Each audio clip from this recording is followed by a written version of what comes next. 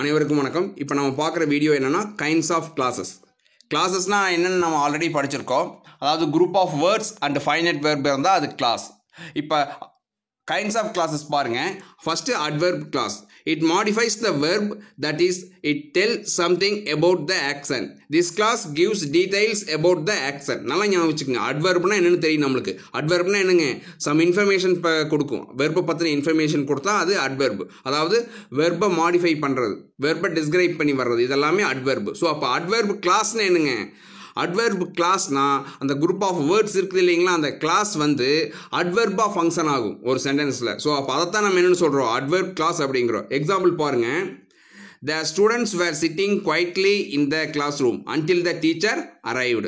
அப்போ கீழே பாருங்க. The highlighted part of the sentence speaks about the time of the action.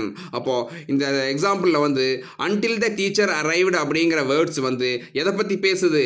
Time of the action, அந்த வெர்பை பற்றி பேசுது. ஸோ அப்போ இது என்னதுங்க? வெர்பை பற்றி இது பண்ணாலே அது அட்வெர்ப் தான். ஸோ அப்போ ஒரு கிளாஸ் வந்து வெர்பை பற்றி சொன்னால் அது என்னங்க?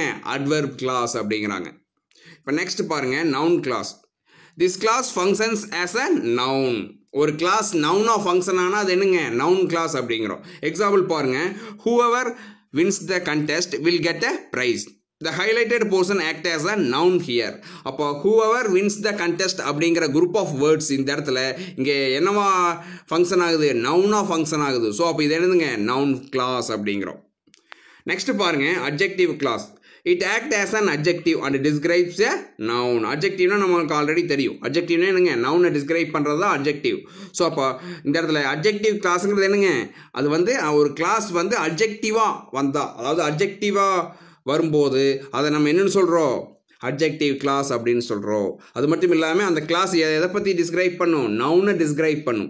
எக்ஸாம்பிள் பாருங்க. I went to the place where I was born.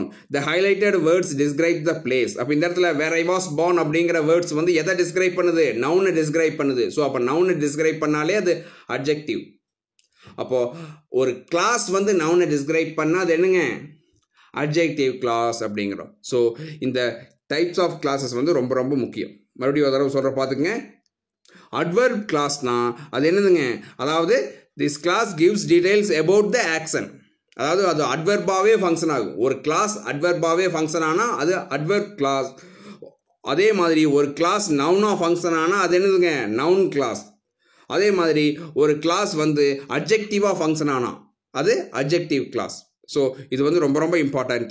இந்த மாதிரியான வீடியோக்கள் தொடர்ந்து உங்களுக்கு கிடைக்கணும்னா எல்லாரும் மறக்காமல் நம்மளுடைய வீடியோவை சப்ஸ்கிரைப் பண்ணுங்கள். அனைவருக்கும் நன்றி.